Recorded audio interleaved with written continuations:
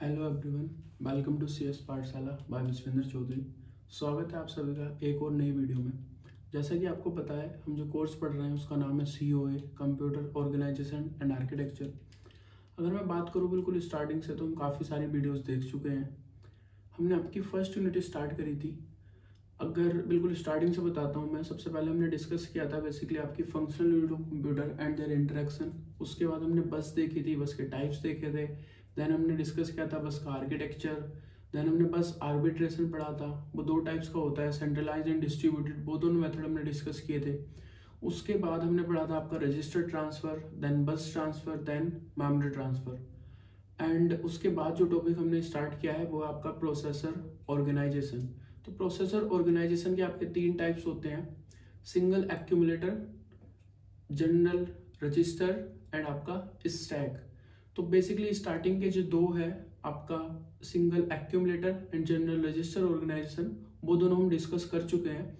आज की हम वीडियो में हम डिस्कस करेंगे आपका स्टैक ऑर्गेनाइजेशन। तो जैसा कि आपको पता है, CPU ऑर्गेनाइजेशन का मतलब है कि कैसे आपके CPU के अंदर जो डिफरेंट कंपोनेंट्स है उसको आपने अरेंज किया हुआ है, वो कैसे अरेंज है, कैसे वो इंटरेक्ट कर रहे हैं और कैसे वो एक पर्टिकुलर इंस्ट्रक्शन को एग्जीक्यूट कर रहे हैं। तो अगर मैं बात करूं स्टैक ऑर्गेनाइजेशन की, तो स्टैक ऑर्गेनाइजेशन के अंदर आपकी एक डेटा स्ट्रक्चर यूज होती है और वो है आपकी स्टैक। तो स्टैक बेसिकली एक डेटा स्ट्रक्चर है जो आपका एक मेथड फॉलो करती है जिसको हम बोलते हैं लीफो। लीफो का मतलब होता है लास्ट इन फर्स्ट आउट, यानी कि आपकी इसमें जो ऐड होते हैं एलिमेंट वो एक ही एंड से होते हैं और उसी एंड से वो आपके रिमूव भी होते हैं। तो बेसिकली स्टैक अगर मैं आपको समझाना चाहूँ तो आप कुछ ऐसे देख सकते हो। फॉर एग्जांपल आपने यहाँ पे लिखा 2 4 6 8, तो आप 1 बाय 1 एक के ऊपर एक एलिमेंट ऐड कर रहे हो। लेकिन अगर आपको एलिमेंट रिमूव करने हैं तो वो सबसे बाद में जो आपने एलिमेंट ऐड किया है, यानी कि इसी एंड से वो रिमूव भी होगा। सबसे पहले 8 आपका रिमूव होगा, देन 6 होगा, देन 4 होगा, देन 2 होगा। तो जो आपने सबसे लास्ट में इन किया था वो सबसे पहले आउट होगा। तो ये आपका ऑर्डर फॉलो करता है LIFO, last in first out. ठीक। तो बेसिकली ये लिखा हुआ है मैंने, this organisation relies on a data structure called stack. तो बेसिकली स्टैक ऑर्गेनाइजेशन के अंदर हम आपके डेटा स्ट्रक्चर यूज करते हैं जिसको बोलते हैं हम स्टैक। अब स्टैक क्या है? ये यूज करता है डेटा को एक्सेस करने के लिए एक मेथड। वो कौन सा मेथड है? LIFO, last in first out. यानी कि जो मेथड, जो एलिमेंट आपके स्टैक के अंदर सबसे बाद में एंट्री करेगा वो सबसे पहले एक्सेस होगा, वो सबसे पहले आपका रिमूव होगा। ठीक। उसके बाद एक इसमें आपका स्टैक पॉइंटर रजिस्टर होता है, वो बेसिकली जो आपका टॉप मोस्ट एलिमेंट होगा उसके एड्रेस को कैरी करता है। फॉर एग्जांपल आपका स्टैक है, इसमें आपने लिखा 2, तो अभी इसमें एक ही एलिमेंट है तो इसके एड्रेस को पॉइंट करेगा आपका स्टैक पॉइंटर, जिसको हम बोलते हैं SP। फॉर एग्जांपल आप एक और एलिमेंट ऐड करते हो 3, एक आपने कर दिया 4, तो अभी टॉप मोस्ट एलिमेंट क्या है? 4, तो इसका एड्रेस किसके अंदर होगा? SP के अंदर होगा। ठीक। तो ये आपका है स्टैक पॉइंटर के बारे में। उसके बाद हमने लिखा है कि all the arithmetic and logical operations are performed on the 2 top most elements of the stacks. तो बेसिकली इसमें होता क्या है, आपको कोई भी इंस्ट्रक्शन एग्जीक्यूट करनी है तो आप ओनली वो पर्टिकुलर इंस्ट्रक्शन लिखोगे, यानी कि उसका ऑपरेशन कोड लिखोगे, एंड वो ऑपरेशन जो परफॉर्म होगा वो आपके स्टैक के अंदर जो 2 टॉप मोस्ट एलिमेंट होंगे उसके बीच में परफॉर्म होगा। फॉर एग्जांपल अगेन अगर मैं मानता हूं आपका स्टैक ऐसा है कुछ 2 4 5। ठीक। तो अगर मेरे को कोई भी ऑपरेशन परफॉर्म करना है तो वो किस एलिमेंट के बीच में होगा? एक ऑपरेंड मेरा ये होगा, एक ऑपरेंड मेरा ये होगा। जो आपके स्टैक के 2 टॉप मोस्ट एलिमेंट होंगे उसके बीच में वो पर्टिकुलर ऑपरेशन परफॉर्म होगा। उसके बाद the result of the operation is pushed back to the stack. अब आपका 5 एंड 4 के बीच में ऑपरेशन परफॉर्म हुआ, जो भी आपको ऑपरेशन करना है, एडिशन करनी हो, मल्टीप्लिकेशन करनी हो, एंड देन जो भी इसका रिजल्ट आएगा वो अगेन आपका स्टैक में ही पुश हो जाएगा। तो बेसिकली ऑपरेशन इसमें ऐसे परफॉर्म होता है, जब भी आप कोई ऑपरेशन लिखोगे तो आपका सबसे पहले टॉप मोस्ट एलिमेंट रिमूव होगा। फॉर एग्जांपल आपका 5 रिमूव हुआ, उसके बाद आपका सेकंड टॉप मोस्ट एलिमेंट जो होगा, मतलब अभी तो वो टॉप मोस्ट ही हो गया होगा, तो आपका 4 रिमूव होगा, 4 और 5 दोनों रिमूव हुए, दोनों टॉप मोस्ट 2 एलिमेंट थे। अब इन दोनों के बीच में आपका ऑपरेशन परफॉर्म होगा। फॉर एग्जांपल आपको मल्टीप्लाई करनी थी, तो इन दोनों की मल्टीप्लाई करके रिजल्ट क्या आएगा 20। अब वो 20 आपके स्टैक के अंदर पुश हो जाएगा। ठीक, तो यही लिखा है मैंने, the result of the operation is push back on to the stack. उसके बाद एक लाइन लिखी है मैंने, zero address instruction is used in this organisation. तो बेसिकली आपका स्टैक ऑर्गेनाइजेशन के अंदर जो आपकी इंस्ट्रक्शन यूज होती है वो होती है आपकी zero address instruction. Zero address instruction का क्या मतलब है, आपको अगर कोई भी ऑपरेशन परफॉर्म करना है तो आपको ओनली ऑप कोड लिखना है। क्या लिखना है, ऑप कोड लिखना है, यानी कि आपको बस ये बताना है कि ऑपरेशन क्या परफॉर्म करना है। आपको ऑपरेंड बताने की नीड नहीं है, क्योंकि जैसा मैंने बताया इम्प्लिसिटली जो आपके ऑपरेंड होंगे वो आपके स्टैक के 2 टॉप मोस्ट एलिमेंट होंगे। तो बेसिकली अगर मुझे एडिशन करनी है तो मैं ओनली लिखूंगा ऐड। मेरे ऐड लिखते के साथ ही आपके स्टैक का टॉप मोस्ट 2 एलिमेंट जो भी होंगे वो आपके पॉप होंगे। जैसा मैंने अभी बताया, फॉर एग्जांपल यहाँ 4 है, यहाँ 5 है, तो सबसे पहले आपका 5 पॉप होगा, उसके बाद 4 पॉप होगा, दोनों के बीच ऑपरेशन परफॉर्म होगा। रिजल्ट कितना आएगा 5 एंड 5 प्लस 4 9 आपका पुश हो जाएगा अगेन आपके स्टैक के अंदर। तो इसको मैं बोलता हूँ जीरो एड्रेस इंस्ट्रक्शन, क्योंकि इसके आगे मैं एक भी एड्रेस स्पेसिफाई नहीं कर रहा। अगर मैं आपके एक्यूमुलेटर सिंगल एक्यूमुलेटर ऑर्गेनाइजेशन की बात करूं तो वहां पे हम यूज कर रहे थे सिंगल एड्रेस इंस्ट्रक्शन, यानी कि मैं एक एड्रेस बता रहा था यहाँ पे, फॉर एग्जांपल ऐड ए, तो ए किस में ऐड हो रहा था, एसी में, एसी प्लस ए ओके, रिजल्ट कहाँ जा रहा था, एसी में। यहाँ मुझे एक भी नहीं बताना। ठीक, वहीं अगर मैं बात करूं आपकी जनरल रजिस्टर ऑर्गेनाइजेशन की, तो वहां पे मैं 2 या 3 एड्रेस इंस्ट्रक्शन फॉर्मेट आपका यूज करता हूं, यानी कि मैं ऑपरेशन बताऊंगा, उसके आगे या तो 2 ऑपरेंड लिखूंगा या 3 भी लिख सकता हूं। तीसरा ऑपरेंड बेसिकली आपका होगा कि कहां पे आपको उन दोनों का रिजल्ट स्टोर कराना है। ठीक, उसके बाद अगर मैं बात करूं आपके स्टैक की, तो स्टैक के अंदर आपके 2 ऑपरेशन परफॉर्म होते हैं, एक होता है पुश, एक होता है पॉप। पुश का मतलब है कि आपको कोई वैल्यू इंसर्ट करनी है स्टैक के अंदर। ठीक, तो जब भी आप कोई वैल्यू स्टैक के अंदर इंसर्ट करते हो तो आपके स्टैक पॉइंटर की वैल्यू इंक्रीज हो जाती है। फॉर एग्जांपल अभी आपका स्टैक पॉइंटर इसको पॉइंट कर रहा है, जब आप एक वैल्यू इसमें इंसर्ट कर दोगे तो वो उस वाली वैल्यू को पॉइंट करने लग जाएगा, तो उसकी वैल्यू इंक्रीज हो जाएगी। दूसरा होता है आपका पॉप।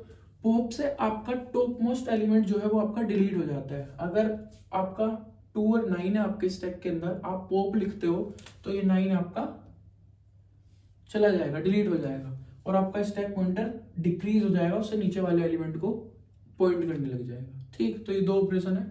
अगर मैं इसके इंप्लीमेंटेशन बताऊं, बेसिकली पुश के अंदर क्या होता है, सबसे पहले आपकी स्टैक पॉइंटर की वैल्यू इंक्रीज होती है, देन आप क्या करते हो कि जो आपकी उस पर्टिकुलर जो आपकी डीआर की वैल्यू है उसको आप कहां पे लिखते हो, एम ऑफ स्टैक पॉइंटर, यानी कि स्टैक पॉइंटर जिस एड्रेस को पॉइंट कर रहा है उस पर्टिकुलर एड्रेस पे आप डीआर की वैल्यू लिखते हो।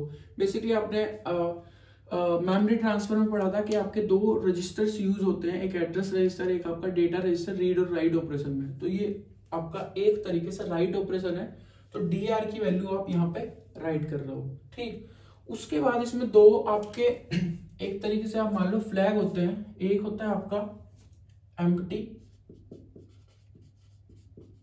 और एक होता है आपका फुल।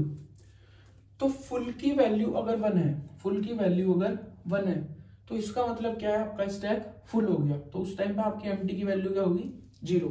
ठीक, अगर आपकी एम्प्टी की वैल्यू 1 है तो इसका मतलब क्या है, आपका स्टैक क्या है, एम्प्टी है, और उस टाइम पे आपकी फुल की वैल्यू क्या होगी, 0 होगी। तो बेसिकली फुल और एम्प्टी डिनोट करते हैं कि आपका स्टैक फुल है या एम्प्टी है।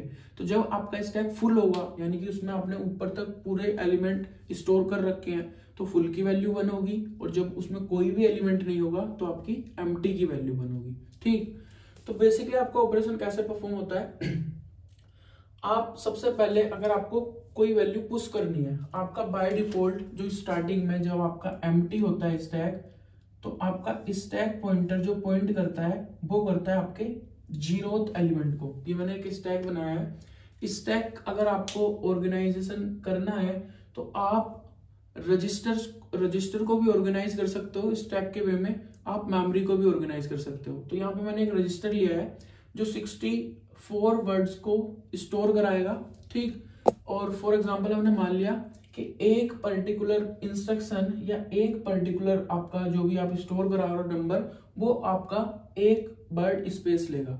तो टोटल आपके 64 वर्ड इसमें स्टोर हो सकते हैं, ठीक। तो 64 हो सकते हैं, तो उसका एड्रेस क्या होगा 0 to 63, ठीक। तो स्टार्टिंग में आपका जो स्टैक पॉइंटर है वो पॉइंट करेगा आपके 0th जो आपका एड्रेस है उसको, ठीक। अब मैं सबसे पहले पुश की बात करता हूं। तो पुश में क्या होगा, सबसे पहले आपका स्टैक पॉइंटर क्या होगा SP+1 होगा, यानी कि आपका स्टैक पॉइंटर अभी इसको पॉइंट कर रहा है, किसको पॉइंट करेगा वो, अब 1 को पॉइंट करेगा। अब आप dr की वैल्यू m of sp में लिख दोगे। फॉर एग्जांपल आपकी dr में वैल्यू है 2, ठीक। तो आपने 2 को कहां लिख दिया, मेमोरी के उस पर्टिकुलर लोकेशन पे जो आपकी sp की वैल्यू है, यानी कि m of 1 पे आपने 2 लिख दिया।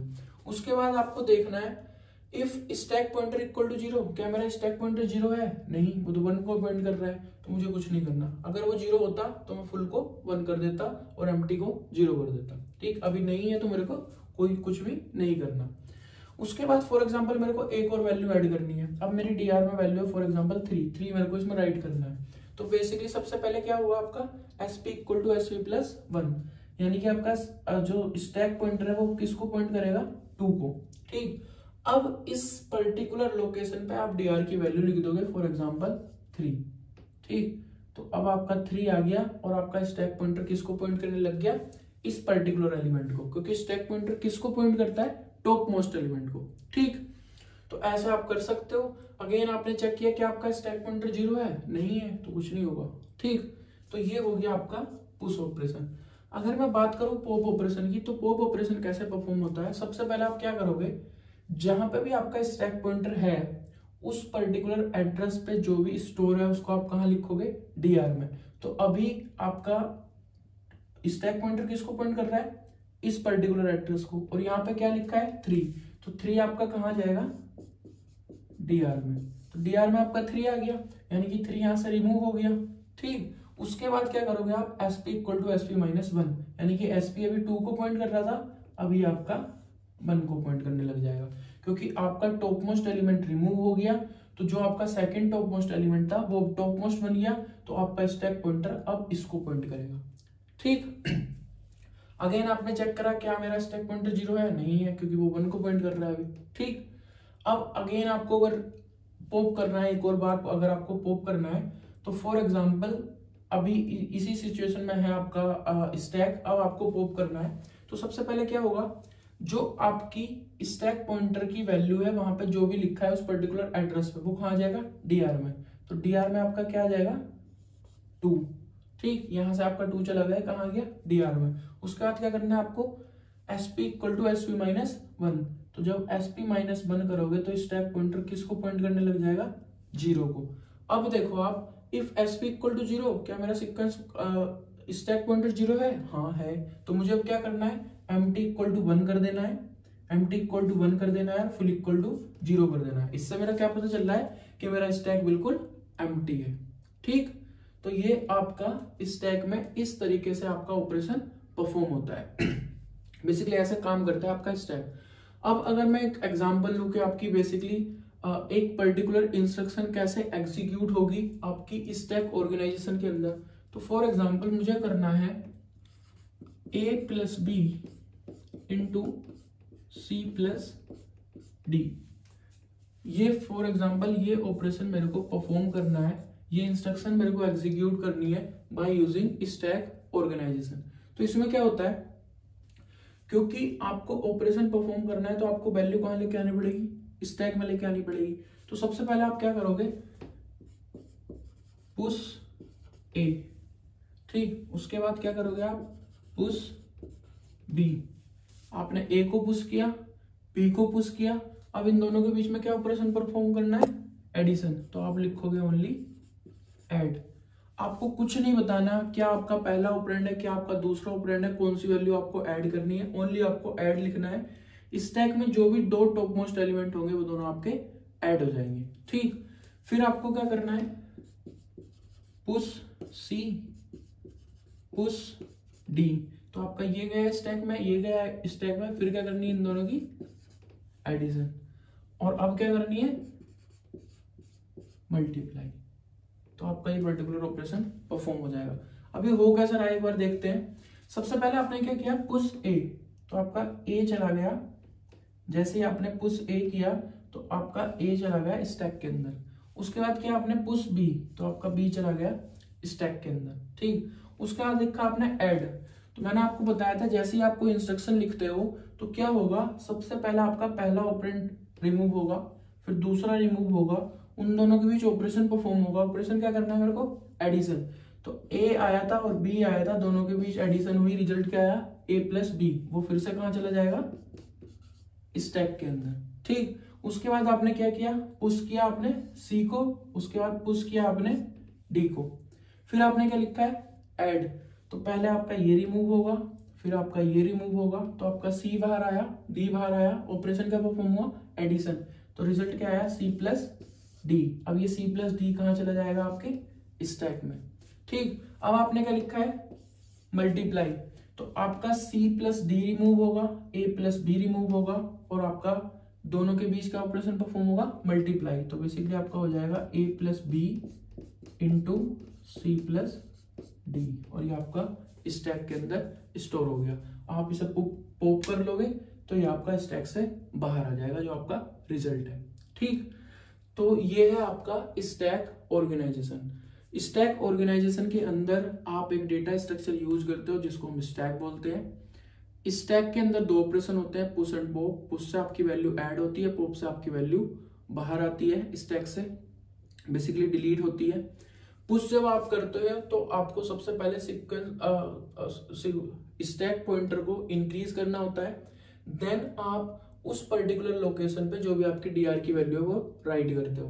अगर आपको पॉप करना है तो पहले आप वैल्यू रीड कर लोगे, बेसिकली डिलीट कर दोगे, देन आप सीक्वेंस स्टैक काउंटर की वैल्यू डिक्रीज कर दोगे। ठीक, उसके बाद जो भी आपका ऑपरेशन परफॉर्म होगा स्टैक ऑर्गेनाइजेशन के अंदर, वो आपके स्टैक के टू टॉप मोस्ट एलिमेंट के बीच में परफॉर्म होगा। यहाँ पे जो इंस्ट्रक्शन आप यूज करते हो इंस्ट्रक्शन फॉर्मेट, वो आपका जीरो एड्रेस इंस्ट्रक्शन फॉर्मेट होता है, यानी कि आपको ओनली ऑप कोड बताना है कि आपको क्या परफॉर्म करना है। ठीक, मैं ओनली ऐड लिख रहा हूँ और आपकी एडिशन परफॉर्म हो जा रही है किसके बीच में, जो आपके स्टैक के टू टॉप मोस्ट एलिमेंट होंगे। मैंने ओनली MUL लिखा, आपकी मल्टीप्लीकेशन परफॉर्म होगी किसके बीच में, जो आपके टू टॉप मोस्ट एलिमेंट होंगे। तो आपको ऑपरेंड बताने की यहाँ पे नीड नहीं है। ठीक, आपका स्टैक में पुश ऐसे काम करता है, पॉप ऐसे काम करता है, मैंने आपको एग्जांपल लेके बता दिया, एक इंस्ट्रक्शन का एग्जांपल भी लेके बता दिया कि वो आपकी कैसे सोल्व होगी। ठीक, तो ये था आपका CPU ऑर्गेनाइजेशन या प्रोसेसर ऑर्गेनाइजेशन, जिसके 3 टाइप्स हमने देखे, single accumulator, general register and आपका स्टैक ऑर्गेनाइजेशन। इस यूनिट का आपका एक ही टॉपिक बचता है लास्ट, वो है आपका एड्रेसिंग मोड्स, उसको हम नेक्स्ट वीडियो में डिस्कस करेंगे। अभी के लिए इतना ही। आई होप आपको ये समझ आया होगा। फिर भी अगर आपका कोई डाउट है तो आप कमेंट सेक्शन में मेरे से पूछ सकते हो। अगर आपको वीडियो अच्छी लगी हो तो प्लीज लाइक कर देना, मेरे चैनल को सब्सक्राइब कर लेना। Thank you.